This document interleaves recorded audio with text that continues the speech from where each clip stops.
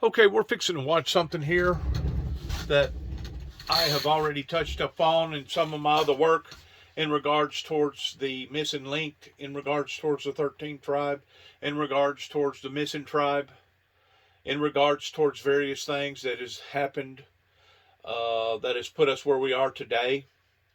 I do believe in some very limited amount of Darwin's theory pertaining to evolution.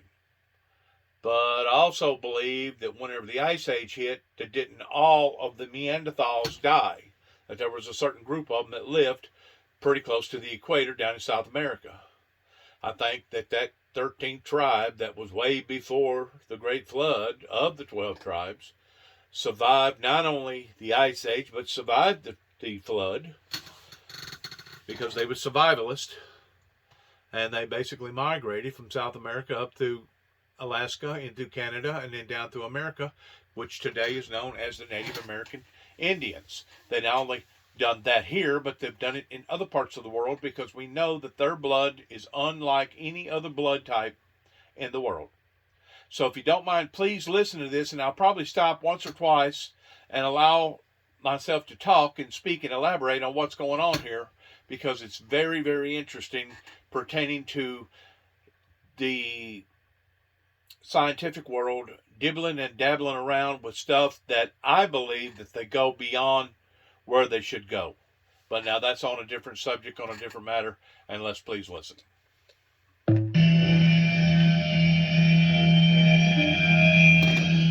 I'm excited to be here with you guys to talk about DNA. Because the ancient astronaut theory for 50 years now has suggested that man and animal, they were essentially the same. But then the so-called gods arrived and they saw that one of these species had potential. And this is when they changed the genetic makeup in order to make us intelligent. I've been doing a lot of research about DNA, and I think we can see there's some sort of design. There's intelligence behind this whole creation. This is really interesting because recently scientists have been able to start manipulating DNA. Right, and the more we look into the science of our DNA and into the science of evolution, we recognize that something happened. Something happened in our DNA that cannot be explained away with just coincidence. Remember in the Bible, it says in Genesis chapter 1, let us make man in our own image. Curious, plural terminology. Right. Well, the ancients asked, who is God talking to? Mm-hmm. And the response was he was talking to his angels. And if we understand in our modern terms that these angels might have been extraterrestrials, there you go, right from the Bible.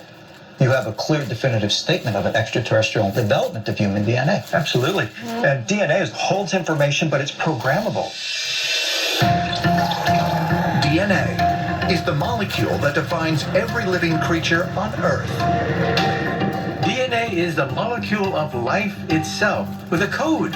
A molecule with a code on it. The DNA code is essentially like a language consisting of genes that confer particular traits like eye color, hair color, all these traits basically that we recognize. In a sense, DNA is the program that gets run by the computer, and the computer is the cell. The cell executes the instructions in the DNA molecule in order for organisms to live and develop. And it depends a little bit on the environment and other things that are happening. And that's why, for example, two identical twins, even though they have the same DNA, are not precisely identical. In 1859, nearly a century before the discovery of DNA, English biologist Charles Darwin theorized in his controversial book On the Origin of Species that every living thing was the product of natural selection, evolving over millions of years to adapt and survive in changing environments. When scientists later discovered DNA and its ability to adapt, it seemed to be in line with Darwin's theory. But today, with a far greater breadth of scientific knowledge, a number of Darwin's assumptions have been found to be incorrect. And one burning question remains. If evolution is the only factor in the development of life on Earth, then why are humans so incredibly unique? We don't see dolphins building cars. We don't see elephants building houses, you know. That might sound trite, but it's a fact that these animals just simply haven't progressed and advanced in the way we have. There's something definitely different about the human race, and the big question is, why is that? Nobody has ever denied that evolution exists because there is a fossil record. However, even Darwin himself in The Origin of Species, in the last chapter, he says, I like my theory, but there's something that does not make sense. And this is why we have the so-called missing link. And the ancient astronaut theory suggests that that missing piece is an external artificial mutation of our genetic makeup. I mean, we know that's possible. Even now, scientists are cutting DNA, isolating the gene that is responsible for this, responsible for that, moving things around. DNA is essentially digital. It's information, right? But it's programmable. You can cut, copy, paste, and edit it. So after Crick and Watson discovered the double helix nature of DNA, it launches this whole search into molecular biology, bioengineering, and so forth. In 1953, molecular biologists James D. Watson and Francis Crick made one of the most important scientific breakthroughs in human history when they identified the double helix structure of DNA. The discovery led to a radical new era of genetic experimentation, culminating in a revolutionary method to edit DNA known as Crispr. Developed in 2012 by scientists Jennifer Doudna and Emmanuel Charpentier. CRISPR, which stands for Clustered Regularly Interspaced Short Palindromic Repeats, is a tool that enables scientists to target and modify individual genes. CRISPR can be thought of as a kind of a genetic scissors that can snip DNA at a desired location. And what that allows people to do is effectively cut out one sequence and paste in another sequence, just like you might do in a word processor. CRISPR is incredibly powerful because it allows DNA sequences to be altered in desired ways. It could be used to improve crops. It could be used to fight pathogens. It could be used to confer immunity to a disease. And of course, it could be used for other purposes like creating blue eyes from brown eyes or blonde hair from brown hair. One of the most fascinating things I found about the whole CRISPR scenario and why it's so important too is that we can alter and edit DNA so then it's passed on to future generations. And that is kind of a really dangerous premise. But that's a very controversial issue today in modern science. We're doing the work of angels by directing evolution. While genetic engineering... Or are they doing the work of demons pertaining to going too far with medical, etc., like stem cell research, whenever it comes to being able to duplicate a clone if you was rich enough? That way, if you ever had troubles down the road and you needed a transplant here or transplant there or another transplant for this, you could basically have the license to kill your clone. That way you could live. There's barriers where I believe that God talks about who have not known the depths of Satan. I think that the depths of Satan is not just pertaining to the breaking of the commandments of God, but it's also pertaining to modern day advanced technology that we're able to download around with today, that's basically going to wind up biting us all in the rear end if we don't watch. Yes, I do give credit to modern marvels pertaining to medicine and science, but only limited to a certain degree. Over in other parts of the country, other than our own, it's a well-known fact that they sell bodily parts just like selling a part to a car. They don't a bit more think about it than a man on the moon.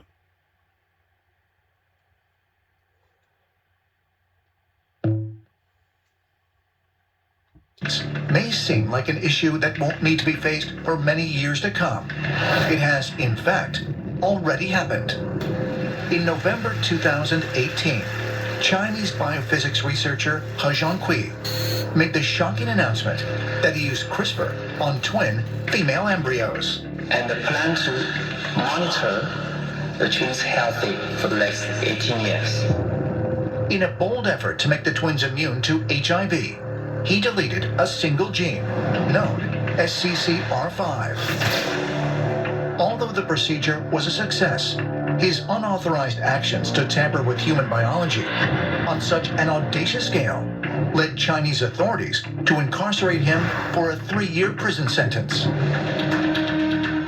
Further research published in the journal Cell showed that the removal of gene CCR5 also significantly improves memory, cognition, and even the brain's ability to repair itself after a stroke.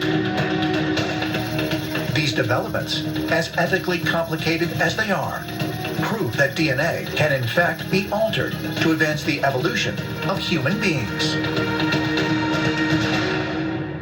The way that I'm looking at this is this whole CRISPR technology is simply a rediscovery of technology that existed way before and has been used here on planet Earth. Perhaps, of course, not by human beings.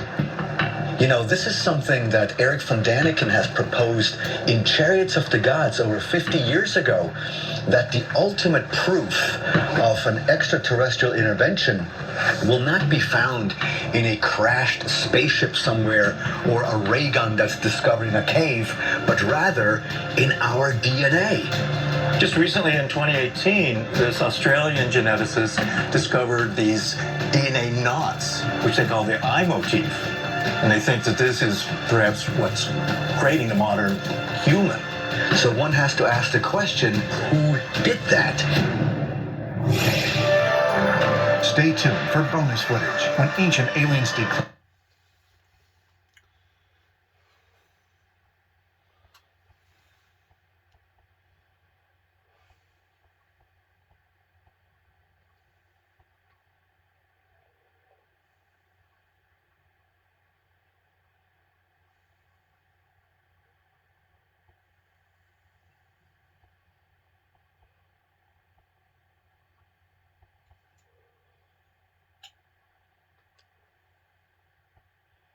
Added information. I think the common denominator of this whole discussion is that DNA is changeable, is malleable. More and more question marks arise because we now have evidence that some of the things that happen with our own human DNA are not coincidental. So one has to ask the question, what was the purpose of it and who did that? And of course, the ancient astronaut theory suggests that this was done through a targeted manipulation of our genes by artificial means.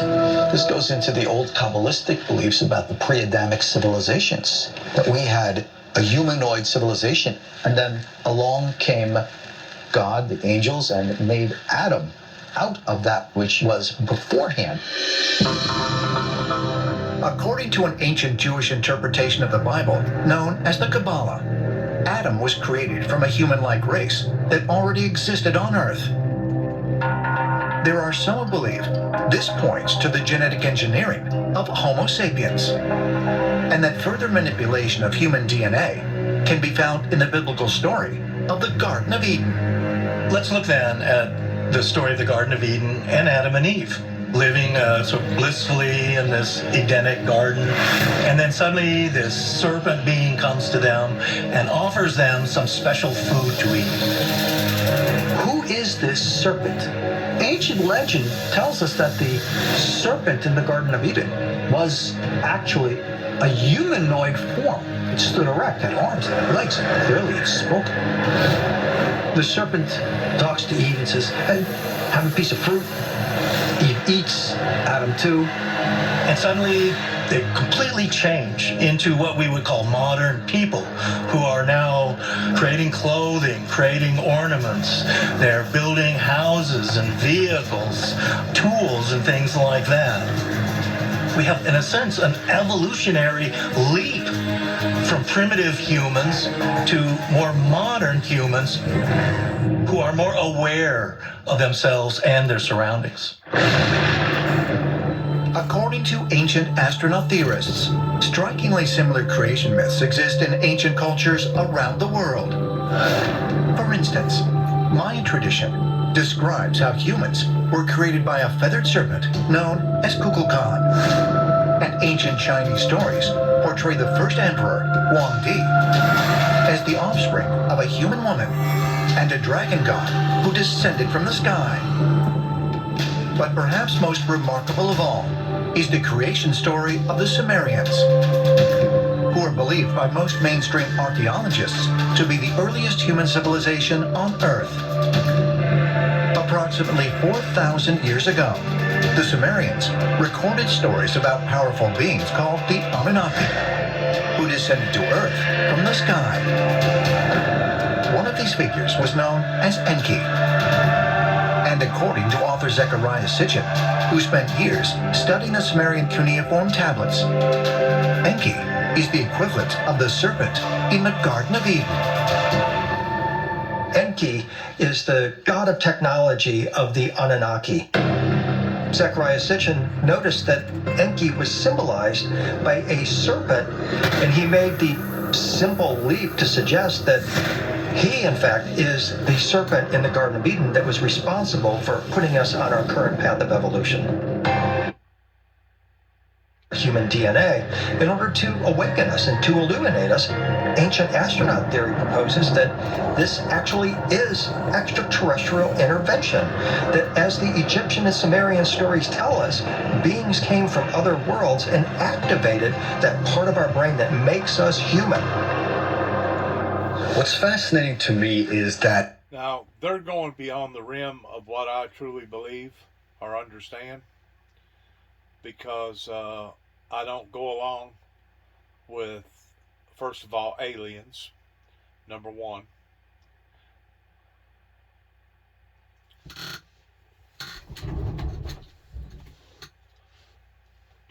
I don't go along with aliens, number one. And number two, whenever they talk about this alien form giving them this knowledge, the knowledge was already here. Whenever God created Adam and Eve, that's when Adam and Eve basically had the mind towards creativity, being curious, having a memory, knowing how to do things. It was only until Lucifer entered as that serpent that, yes, used to get around on its tail, was considered one of the craftiest beasts in the field. It wasn't until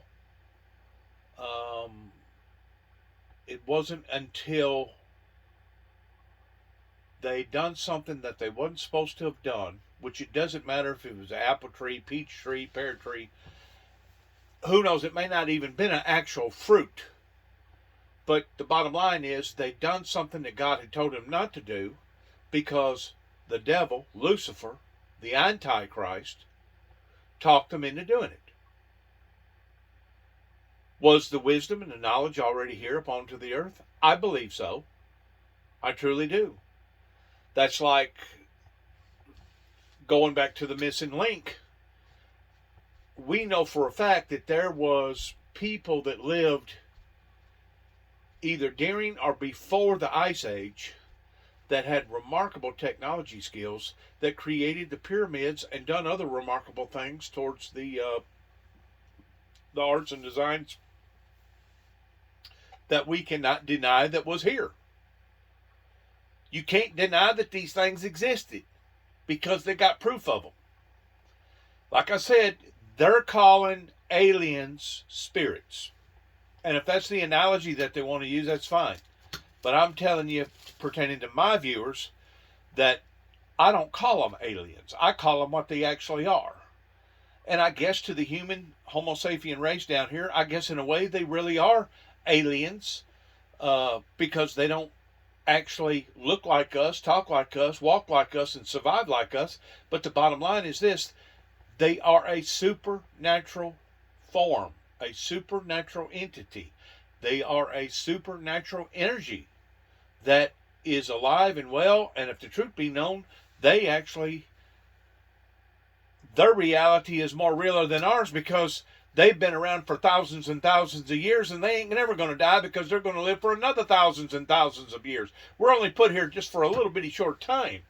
The Bible says that we are as a mist, are here today and gone tomorrow, because our lifespans is very, very short in comparison to thousands and thousands and thousands of years.